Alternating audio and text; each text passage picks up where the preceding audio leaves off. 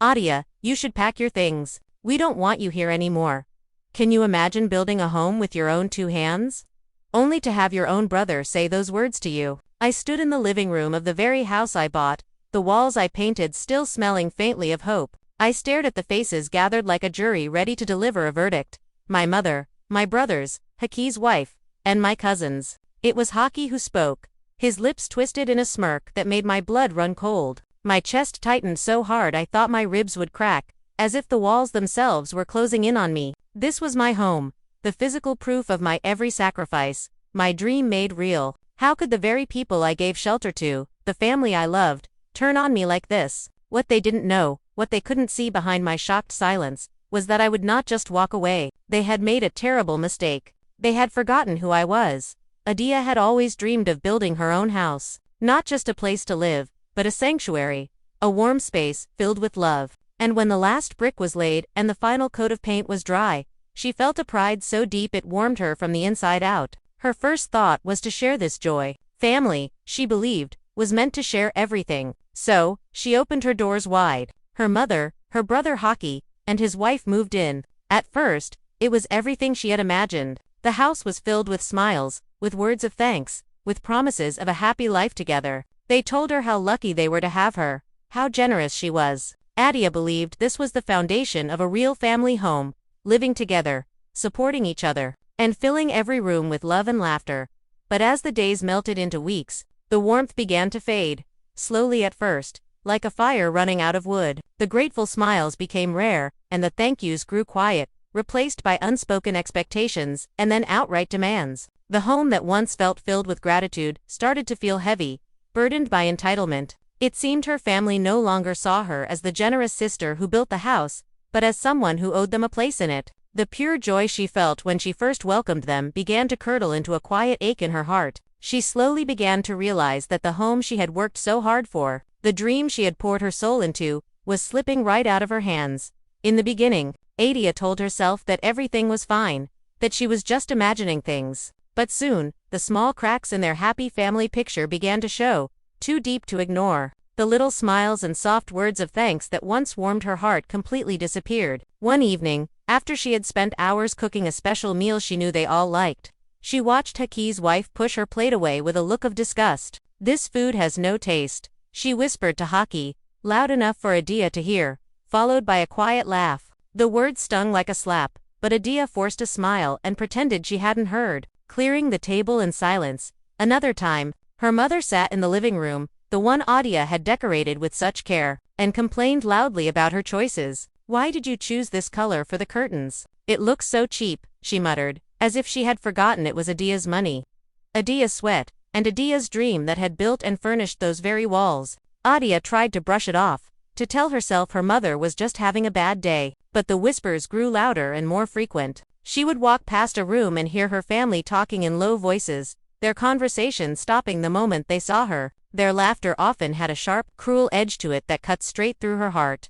They stopped asking for her opinion on anything. They rearranged furniture without telling her. They made plans as if she was just a guest in her own home, a silent observer they had to tolerate. When she walked into the kitchen, Haki's wife would stop talking and give her a challenging smirk that said more than words ever could. Even her own mother, the woman she thought would be her biggest champion, now looked at her with disappointment. She would often shake her head and let out a heavy sigh whenever Adia spoke, as if her daughter's very voice was a burden. Still, Adia chose silence. She convinced herself that this was just a phase. Maybe they were tired, maybe they were stressed, maybe, if she was patient enough, things would go back to the way they were. She kept working hard, often coming home late, clinging to the hope of finding the warmth and love she once felt in these rooms. But instead, she was met with cold faces and even colder words. Every single night, she went to her room telling herself that tomorrow would be better. But deep down, a painful truth was taking root in her heart. The respect she had earned, the love she thought was unbreakable, was slowly being chipped away, disappearing right before her eyes. She held on desperately, refusing to believe what her heart already knew. This was no longer the dream home she had built. It was becoming a nightmare.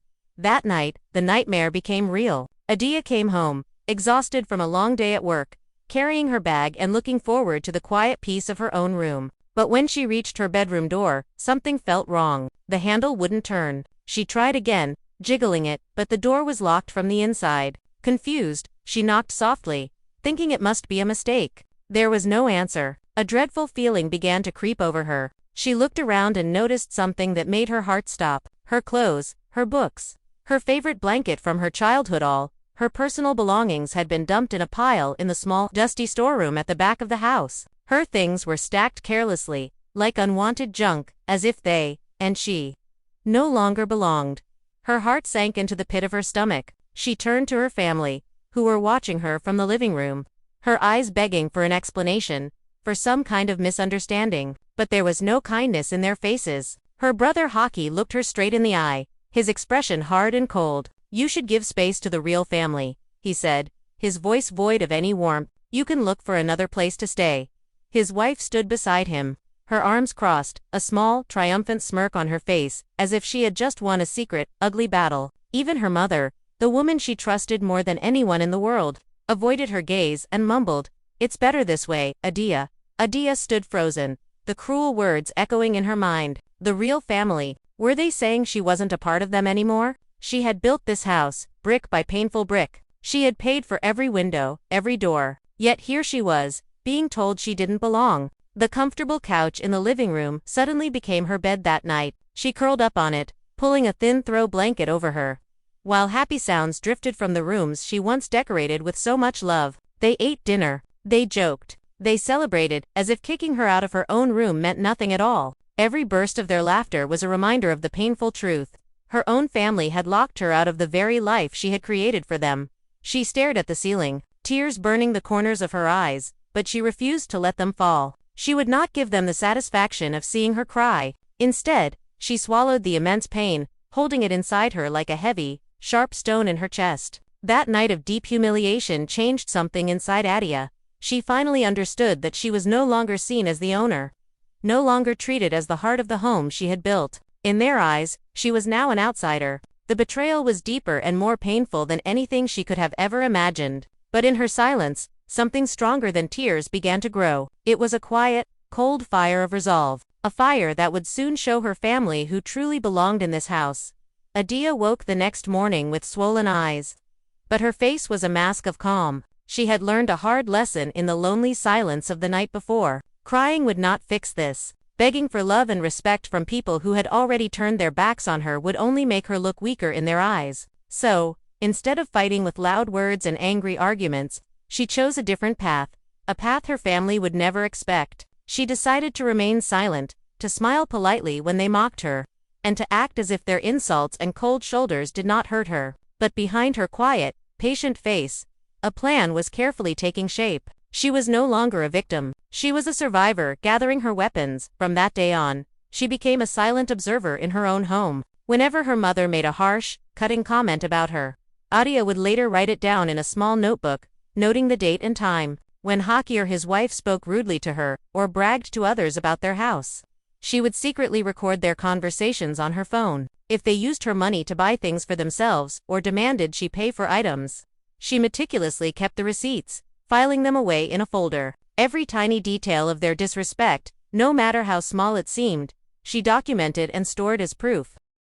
She knew her family had grown too comfortable, too arrogant. They believed her silence was a sign of defeat, a sign of her weakness. What they didn't realize was that her silence was her strength. Her silence was her strategy. Late at night, when everyone else was asleep, Adia would sit on the couch that was now her bed, with her papers spread out before her. She studied every bill, every payment receipt, and every official document related to the house, carefully placing them in order. The original title deed, the most important paper of all, rested safely in a locked drawer. Every time she looked at it, with her name written clearly as the sole owner, a new wave of strength washed over her. This was not just a house, she claimed with her heart. It was a house that the law itself recognized as hers, and hers alone. Her family might shout at her, laugh at her, and even lock her out of her own room, but they could not erase her name from that powerful document. Days turned into weeks, and while the disrespect continued, Adia no longer felt crushed by it. Each insult was a reminder to gather more evidence. Each cold look only pushed her to prepare harder for the day of reckoning. Her family believed they had won, that they had successfully pushed her into a corner. But she was not cornered. She was building something much stronger than revenge. She was building an unbreakable case. She was building her defense. Deep inside, Adia knew that one day, the truth would have to come out into the light. And when that day came, her family would not just be embarrassed, they would be utterly powerless. She carried her pain quietly, but with each passing moment, her resolve grew sharper and colder. What her family had so foolishly forgotten was simple. They were living under her roof, and when the time was right, she would show them that silence could be louder and more devastating than any scream. A few days after the party, word spread quickly through the neighborhood that a family meeting was to be held at Adia's house. Relatives, neighbors, and even a few friends who had once praised Hockey for his beautiful home gathered in the large sitting room. Adia stood on one side, her posture calm and her expression steady. Her family sat together on the other side, trying to look strong but fidgeting nervously. The air in the room was thick with tension and unspoken questions. Everyone was waiting for answers. The lawyer Odia had hired placed a thick file on the center table and began to speak in a clear, professional voice. He explained that there had been some confusion regarding the ownership of the house, and today, that confusion would be brought to an end. With deliberate slowness, he pulled out the title deed, the single piece of paper that held the entire truth. He lifted it high enough for everyone in the room to see, and then read aloud the name written on it in bold letters. Adia. Just one name, no one else's. A collective gasp went through the room. Relatives who had believed Hockey's proud stories now covered their mouths in shock. Neighbors exchanged hushed whispers, shaking their heads at the sheer nerve of the betrayal. All eyes turned from Adia, who stood there with quiet dignity, back to Hockey, who sat frozen in his chair. His face drained of all color. His wife looked down at the floor, unable to meet a single person's gaze, while their mother's hands trembled as she clutched the fabric of her dress. The very same room where Adia had been humiliated, where she was told to pack her things and make space for the real family, now echoed with a different, heavier sound. It was no longer the sound of laughter at her expense. It was the crushing weight of the truth pressing down on everyone present. The shame her family had tried to bury her under was now their own heavy burden to carry for all to see. One of the respected elders in the room cleared his throat and spoke into the silence. So, all this time, the house was hers. The lawyer nodded firmly and slid the document across the table toward Adia. She picked it up, her hands perfectly steady, and for the first time in weeks, she allowed herself a small, quiet, victorious smile. The lie that had been built so boldly and lived so comfortably had been completely destroyed in a single moment. That day, the simple truth stood taller than every insult, every whisper, and every act of humiliation. The house that was once used as a weapon to break Adia's spirit had now become the very stage where her unbreakable strength was finally revealed to the world. The days that followed the public meeting were heavy with shame. For Hockey, his wife, and their mother, the truth had spread through the community like wildfire. Neighbors no longer looked at them with admiration but with quiet judgment in their eyes. Relatives who had once supported their arrogance now kept their distance, whispering about how disgraceful it was to try and steal what was never theirs. Then came the final, unavoidable consequence. Official eviction notices, signed and delivered, giving them a short time to pack their things and leave the house. At first, they tried to fight it with emotion. Hockey's wife cried loudly, claiming Adia was being heartless and throwing her own family out onto the street. Their mother begged Adia to forgive and forget, desperately reminding her that family is supposed to stick together no matter what. Even Hockey, the man who had once stood so tall and proud, now lowered his voice, pleading with Adia to give them another chance. They promised they would change. They swore they would show her respect. They promised to treat her like the true owner of the house. But Adia had heard enough empty promises. This time, she was no longer the quiet, forgiving woman who would break under their emotional pressure. She looked at them, her eyes steady and clear, her voice calm but firm. "A home is not just walls and a roof," she said, her words cutting through their pleas. "A home is built on a foundation of respect. The day you locked me out of my own room, the day you laughed while I slept on the couch, you shattered that foundation. You destroyed that respect. These doors you tried to shut against me will never open for disrespect again."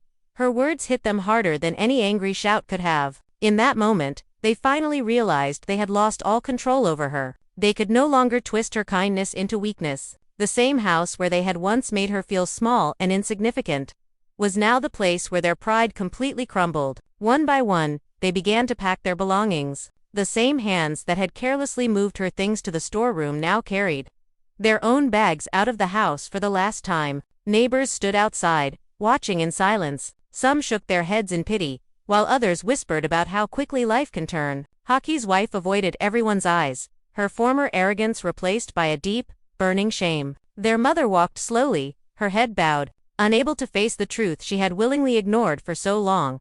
Adia watched them go from her doorway, feeling not joy in their downfall, but a profound sense of strength in her own heart. For the first time in a long, long while, the house felt truly like hers again. The air inside felt lighter. The walls no longer carried the heavy weight of betrayal, but instead seemed to glow with the quiet power of justice. The same doors that were once closed against her now stood open, welcoming her into her own sanctuary, and her alone. Finally, Adia stood in the center of her living room, the exact spot where her brother had told her to leave. The air was clean now, filled not with tension, but with peace. She looked around at the walls she had painted, the furniture she had chosen, and the floor she had walked across in both joy and profound sorrow. Everything that had been used to humiliate her now stood as a quiet testament to her resilience. She lifted her head, her voice steady and clear as it filled the quiet room. "You asked me to leave my own house," she thought to herself, a final farewell to the ghosts of her past, "but today, I stand where I belong." This home was not for those who seek to break others, but for the one who had built it, who had honored it with her sweat and her tears. As the last of her family's shadows left her doorstep, she felt a peace she hadn't known in months. The home that had been a place of betrayal was now, once again, a place of honor. Adia took a deep, cleansing breath and smiled a genuine, relieved smile. She had not only won back her house, she had reclaimed her dignity and her spirit. This was her home, and this was her final word.